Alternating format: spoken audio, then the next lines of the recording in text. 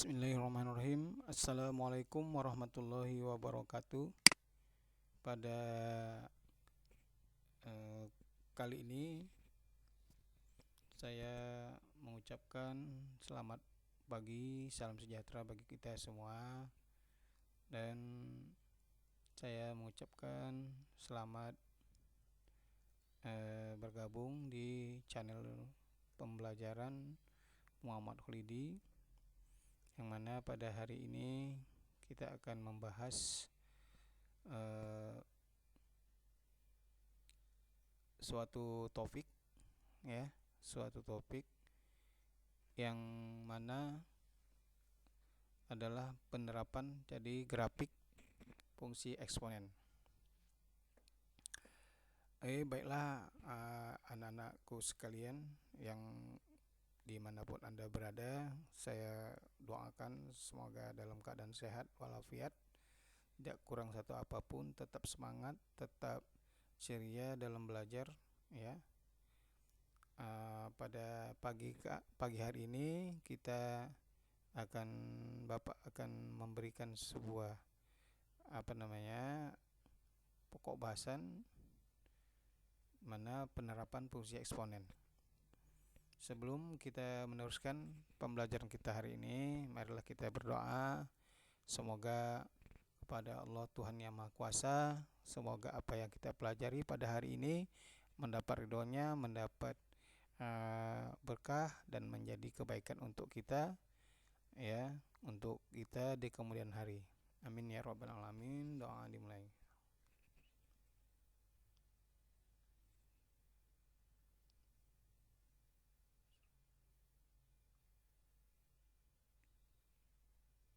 Oke, baiklah anak-anak sekalian. Penerapan fungsi eksponen ini yang pertama disebut dengan pertumbuhan atau penambahan. Hal ini sebenarnya sudah kita sampaikan ya, sudah Bapak sampaikan pada pertemuan kita sebelumnya, yaitu pada pertemuan Zoom meeting yang kita lakukan ya, yang Bapak lakukan. Mungkin dalam pertemuan Zoom meeting itu ada kekurangan ya, maka pada video inilah untuk lengkap daripada penjelasan dari penerapan fungsi eksponen. Fungsi eksponen itu dibagi atas dua penerapannya, dibagi atas dua. Yang pertama pertumbuhan atau pertambahan. Pertumbuhan dan pertambahan ini adalah secara eksponen dapat dituliskan dalam fungsi fx sama dengan y sama dengan k kali x pangkat kali a pangkat x maksudnya, di mana k ini adalah suatu konstanta dari ketetapan pertumbuhan ya. Dengan a adalah p tambah 1 dan nilai v lebih dari 0, maka p di sini nyatakan laju pertumbuhan.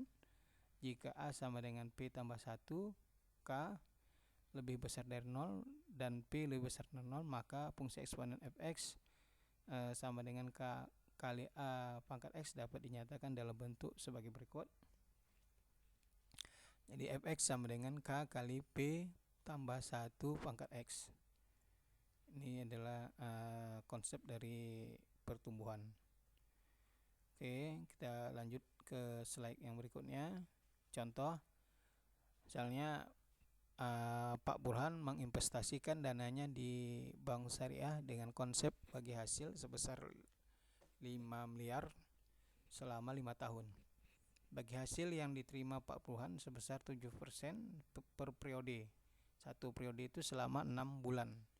Jika Pak Burhan tidak mengambil hasilnya setiap periode, maka hasil tersebut menambah ke investasinya secara otomatis di awal periode berikutnya. Berapa jumlah investasi Pak Burhan pada akhir kelima? Ya. Jadi untuk menjawabnya ini kita menggunakan rumus yang telah kita buat tadi ya.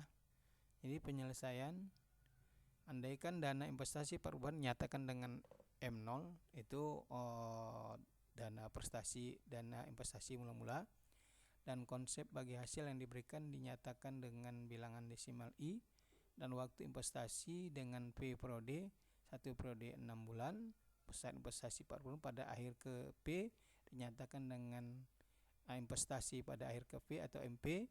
Jadi investasi perbulan tumbuh secara eksponensial sebesar MP sama dengan M0 dikali 1 tambah I pangkat P. Oke. Jadi diketahui dana mula-mula investasi itu adalah 5 miliar, sementara konsep bagi hasil itu adalah 7% atau 0,7, dan periodenya itu adalah 10 periode karena satu periode itu 6 bulan ya. Jadi investasi Pak Burhan pada akhir periode ke-10 adalah M10 sama dengan M0 kali 1 tambah I pangkat P, sehingga M10 nya itu 5 miliar kali 1 tambah 0,7 pangkat 10.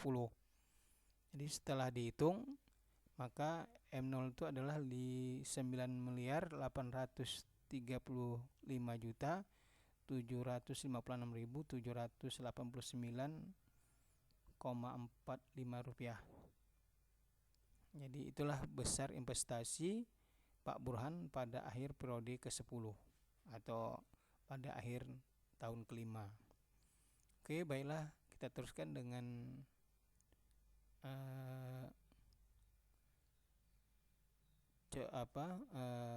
bagaimana menemukan rumus MP sama dengan M0 kali 1 tambah I pangkat P.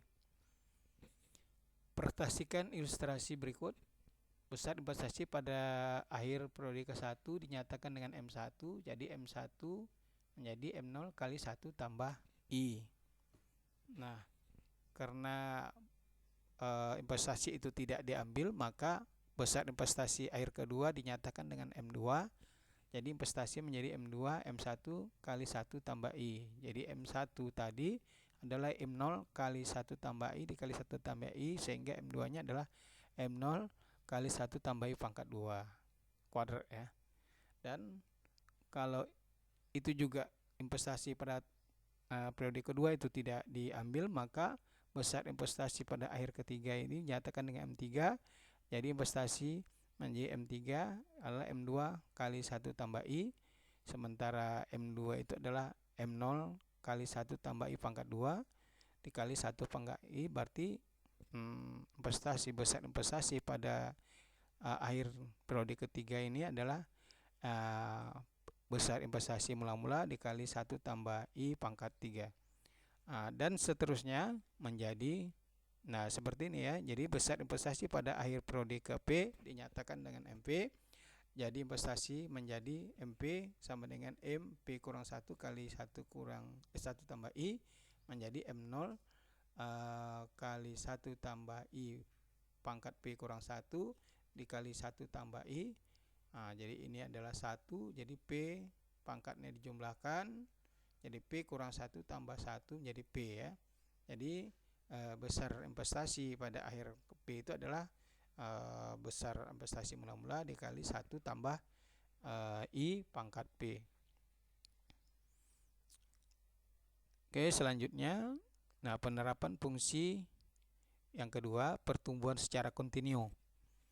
Yang dimaksud dengan pertumbuhan secara kontinu ini adalah andaikan keadaan awal suatu pertumbuhan populasi P0. Jika pertumbuhan itu nyatakan sebesar I dalam persen dalam setiap satuan jangka waktu tertentu, maka jumlah populasi setelah T dapat dinyatakan dengan rumus ini. Jadi seperti yang saya katakan tadi, pertumbuhan secara kontinu ini adalah pertumbuhan yang terus-menerus tanpa hentinya ya, seperti misalnya pertumbuhan tanaman, pertumbuhan populasi ya, kemudian pertumbuhan bakteri dan banyak sebagainya, itu dinyatakan dengan pertumbuhan secara kontinu. Nah, kalau seandainya pertumbuhan secara kontinu itu, maka rumusnya ditentukan oleh PT sama dengan P0 kali 1 tambah I pangkat T. Ini adalah generalisasi dari rumus yang kita temukan tadi di atas ya. Kemudian apabila pertumbuhan terjadi secara kontinu terus menerus, maka besar populasi setelah mengalami pertumbuhan selama I maka dapat dihitung dengan rumus PT sama dengan P0 kali E pangkat IT. I itu adalah pertumbuhan terjadi, dengan T adalah waktu yang ditentukan ya, untuk jumlah populasi menjadi meningkat, di mana E itu adalah suatu bilangan yang besarnya 0,718281 dan seterusnya. Ya, oke. Baiklah. Kita teruskan. Ya, penerapan fungsi eksponen yang ketiga, peluruhan ya. Peluruhan ini adalah penyusutan ya. Peluruhan secara eksponen dapat ditulis dalam fungsi fx sama dengan y sama dengan k kali x dengan k lebih besar dari 0, sementara a itu berada di antara 0 dan 1, merupakan fungsi monoton turun. Dengan kata lain, jika x bertambah besar, maka nilai fx bertambah semakin berkurang. Keadaan yang demikian dapat dinyatakan dengan penyusunan secara eksponensial. Peluruhan demikian dinyatakan dalam bentuk fx sama dengan k kali 1 kurang p pangkat x. Nilai p dinyatakan laju penyusutan dan p berada di antara 0 dan 1. Oke, kita teruskan pada slide berikutnya. Penerapan fungsi eksponen adalah peluruhan secara kontinu. Apabila penyusutan atau peluruhan terjadi secara kontinu terus-menerus, maka besarnya benda yang mengalami penyusutan setelah T waktu dapat dihitung dengan rumus PT sama dengan V0 kali E pangkat min lambda T. Dengan PT sisa benda pada saat T, kemudian P0 banyak benda mula-mula, lambda tetapan peluruhan, dan T adalah waktu. Oke, kita teruskan. Ya, contoh, suatu obat mengandung zat kimia yang diperbolehkan dikonsumsi lama satu zat kimia itu larut dalam darah sebesar 50% per 10 menit. Jika zat kimia dalam obat tersebut mula-mula 0,5 gram, berapa lama waktu yang diperlukan agar jumlah zat kimia tersebut tersisa 0,00001 gram. Ya, kita teruskan. Ya, kita penyelesaian suatu zat kimia itu larut dalam darah dapat dianggap penyusutan secara kontinu. PT sama dengan P0 kali E pangkat min lambda T. Diketahui PT adalah 0,00001 gram, P0 adalah 0,5 gram, dan lambda adalah 0,5 gram, 0,5. Jadi lambda itu konstanta peluruhannya 0,5, setengah. Yang ditanyakan adalah T, waktu yang diperlukan ya. Jadi jawab 0,0001 0,00001 sama dengan 0,05 kali pangkat E pangkat min setengah pangkat T. Jadi E pangkat min setengah pangkat T sama dengan 0,00001 per 0,05 itu adalah 0,00002. Jadi min setengah dari T itu adalah ln daripada 0,00002 T, sehingga hasilnya adalah min 2 kan kali